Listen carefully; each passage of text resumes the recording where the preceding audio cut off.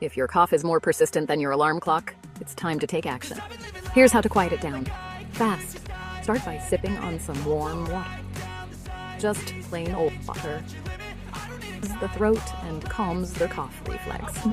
Next, teaspoon of honey. But its thick consistency coats the throat and eases those nagging coughs.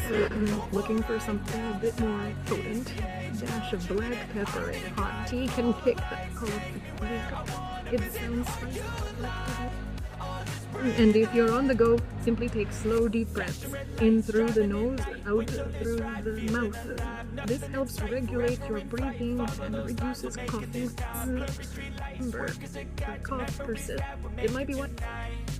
Keep it cool, keep it calm, and you'll be cough-free in no time.